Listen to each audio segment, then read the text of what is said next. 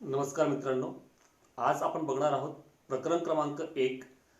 आपण जे मागील लेक्चरला सुरू केलं होतं, व्यवस्थापनाची तत्वे भाग 2. यामध्ये आत्तापर्यंत आपण बघितलं की व्यवस्थापनाची तत्वे म्हणजे काय आणि व्यवस्थापनाची तत्वांचं स्वरूप हे बघितलं आपण. स्वरूप बघत असताना आपण थोडक्यात काही बाबी बघितल्या होत्या. त्या म्हणजे की व्यवस्थापनाची तत्वे हे सर्वत्र सारखीच असतात आणि ज्या पुन्हा पुन्हा काही समस्या निर्माण होत आहेत त्या समस्यांवर निराकरण करण्याकरता ही व्यवस्थापनाची तत्व आपल्याला उपयोगी पडत असतात.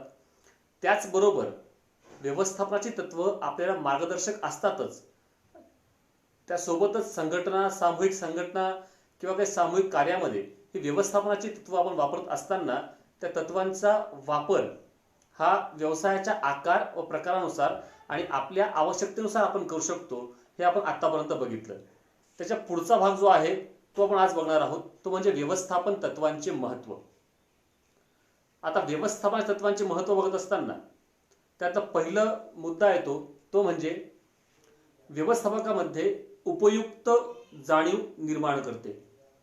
म्हणजे व्यवस्थापक जो आहे तर व्यवस्थापक तत्वांचा अभ्यास करत असताना परिस्थिती कशी हाताळावी, समस्यांचं आकलन त्याचं वाढवण्यास हे व्यवस्थापनाचे तत्व मदत करत असतात. त्याचबरोबर त्या समस्या ज्या आहेत त्यांचं निराकरण करण्याकरता त्याला व्यवस्थापकाला त्या समस्या हाताळण्याकरता या व्यवस्थापनाच्या तत्वांचा उपयोग होत असतो. तत्व ही कोणी एकाने तयार केली नसतात, व्यवस्थापकांनी किंवा इतर व्यावसायिकांनी ही स्वतः कुठे ना कुठे वापरून बघितलेली असतात, त्याचे प्रयोग करून बघितलेले असतात आणि त्याच्या आधारावरती ही व्यवस्थापकीय तत्वे जी आहेत ही त्याच्यावर घासून मग आपल्या उपयोगाकरता आणलेली असतात. म्हणून व्यवस्थापकामध्ये त्याची उपयुक्तता निर्माण होण्याकरता याची मदत होत असते.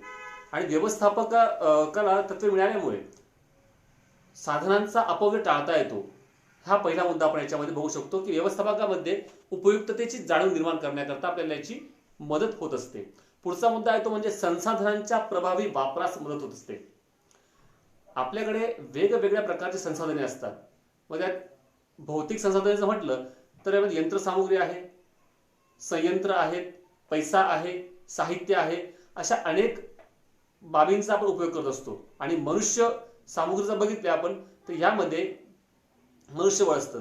या सर्व संसाधनांचा वापर हा परिपूर्ण करणं हे व्यवस्थापनाच्या तत्वांच्या वापरामुळे आपल्याला सहज शक्य होत असतं. आणि या संसाधनांचा प्रभावी वापर आपण जर केला नाही तर संसाधनांचा अपव्यय होऊन त्याच्यामुळे उद्योगाला किंवा व्यवसायाला त्याचा तोटा सहन करावा लागू शकतो. त्याचबरोबर अपव्यय टाळता येतो, व्यवसायावरती नियंत्रण व्यवस्थित ठेवता येतं. त्यासोबतच व्यवस्थापनाच्या तत्वांमुळे व्यवस्थापकीय कामकाजामध्ये एक शिस्त लागते. वस्तूचा दर्जा, उत्पादकता तसंच मानवी संसाधनांची कार्यक्षमता ह्या वाढविण्यासाठी सुद्धा आपल्याला या संसाधनांचा परिपूर्ण उपयोग करून घेता येत असतो. पुढचा मुद्दा येतो तो म्हणजे शास्त्रीय निर्णय. व्यवसाय संघटनेत पद्धतशीर आणि संतुलित निर्णय घेणं म्हणजे शास्त्रीय निर्णय घेणं होय. म्हणजे चुका आणि शिका या तत्वाचा वापर जर आपण केला तर आपल्याकडे चुकाच होत असणार आहेत. पद्धतशीर जर आपण आखीवरेखीवरित्या समस्या समजून घेऊन त्याच्यावरती कुठल्या मार्गाने आपल्याला निराकरण करता येऊ शकतं याचा शोध घेऊन जर आपण त्या समस्या सोडवण्याचा प्रयत्न केला, म्हणजेच काय तर शास्त्रीय पद्धतीने आपण ज्या समस्या सोडवण्याचा प्रयत्न केला, निर्णय घेतले तर त्याचा नक्कीच व्यवसायाला किंवा व्यवस्थापनाला त्याचा फायदा हा नक्कीच होणार आहे.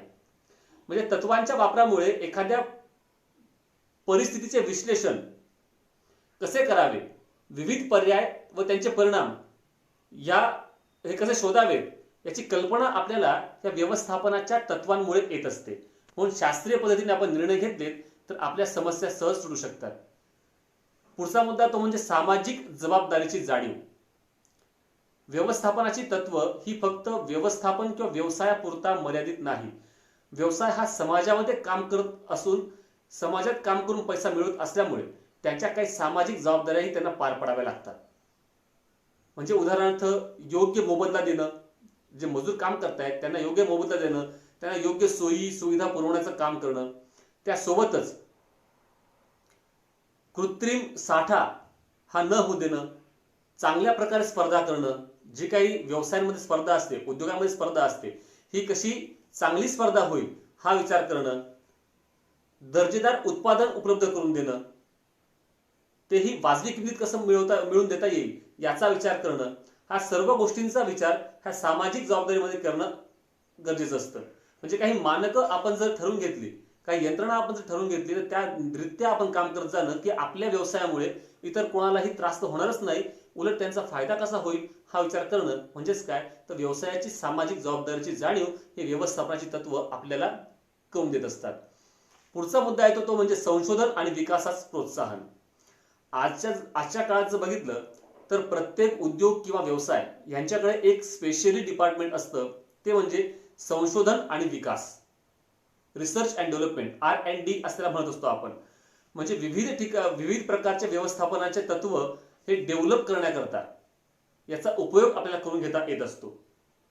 वेगवेगळ्या प्रकारचं ही तत्व जी आहेत ही कशी असतात, तर व्यवस्थापनाचे तत्व गतिमान असतात.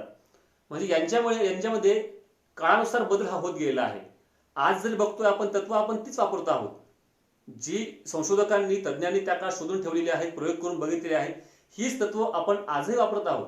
पण ह्या तत्वांवरती कुठे ना कुठे संशोधन केले गेलेलं आहे आणि ही आजच्या बदलत्या काळानुसार ह्या तत्वांमध्ये योग्य तो बदल करून ही तत्व नव्याने वापरात आणली जातात. म्हणजेच काय, त्यांच्यावरती संशोधन होतं आणि केलेल्या संशोधनाप्रमाणे यांच्यावरती विकास करून ती तत्व पुन्हा अंमलात आणली जात असतात. यामुळे व्यवस्थापकामध्ये एक वैज्ञानिक दृष्टिकोन तयार होण्यास मदत होत असते. संशोधन आणि विकास हे जे काही आहे यामध्ये उत्पादन, वित्त, विपणन म्हणजे मार्केटिंग, मानवी संसाधन इत्यादी सर्वांवरती संशोधन करून हे अशा प्रकारचे तत्व तयार करणं, त्यांच्यामध्ये पुन्हा बदल करणं हे सर्व याच्यामध्ये होत असतं. म्हणून संशोधन आणि विकास हे तितकंच महत्त्वाचं आहे. पुढचा मुद्दा म्हणजे समन्वय आणि नियंत्रणास मदत होत असते. म्हणजे काय, आपण जर बघितलं की व्यवसायामध्ये अनेक प्रकारचे विभाग असतात. मग वित्त विभाग असेल, मानवी संसाधन विभाग असेल, प्रोडक्शन म्हणजेच उत्पादन विभाग असेल, विक्री विभाग असेल, असे अनेक प्रकारचे विभाग काम करत असतात. पण या सर्व विभागांचं एकच उद्दिष्ट असतं, ते म्हणजे आमच्या व्यवसायाला किंवा उद्योगाला किंवा कंपनीला आम्हाला नावारूपाला आणायचं आहे किंवा त्यांचा फायदा किंवा नफा वाढवायचा आहे. पण या सर्वांमध्ये एक प्रकारचा समन्वय साधण्याकरता ही व्यवस्थापनाची तत्व कामात येत असतात. तसं पाहिलं तर प्रत्येक डिपार्टमेंटचं काम वेगवेगळं आहे, पण सर्वांचा उद्देश सारखाच आहे. मग ह्या एकाच उद्देशाने ह्या सर्वांकडून काम करून घेणं, त्यांच्यामध्ये प्रत्येक विभागामध्ये समन्वय साधणं आणि त्यांच्यावरती नियंत्रण ठेवणं हे फक्त व्यवस्थापनाच्या तत्वांमुळे शक्य होत आहे. म्हणून हा मुद्दा देखील आपल्याला महत्त्वाचा आहे. आणि शेवटचा आणि पुढचा मुद्दा आहे तो म्हणजे वस्तुनिष्ठ भूमिका घेण्यास मदत होत असते. म्हणजे काय, तर व्यवस्थापनाच्या विविध तत्वांच्या आधारे व्यवस्थापकाचा एक वस्तुनिष्ठ भूमिका घेण्यास त्याला मदत होत असते. तर दृष्टिकोन तयार करण्यास त्याची मदत होत असते. व्यवस्थापकाला व्यवसायाच्या संधी ओळखता येतात, तसेच त्या संधी ज्या आहेत किंवा समस्यांचे मूळ शोधून त्यावर योग्य तो निर्णय घेणं हे त्याला सहज शक्य होत असतं. या सर्व गोष्टी करता करता एक जर बघितलं आपण तर व्यवस्थापकामध्ये एक वस्तुनिष्ठ भूमिका दृष्टिकोन तयार होतो आणि यातूनच व्यवस्थापकाचा आत्मविश्वास वृद्धिंगत होणं हे यात सुरुवात होते. म्हणजे इथे कोणीही जवळचा किंवा कोणी दूरचा नाही, सर्वांकरता व्यवस्थापकीय तत्व वापरत असताना एकाच प्रकारे बघितलं गेलं पाहिजे. म्हणजेच काय, तर वस्तुनिष्ठ भूमिका. तर असे ही 7 मुद्दे जे आहेत हे व्यवस्थापनाच्या तत्वांचं महत्त्व आपण सांगू शकतो.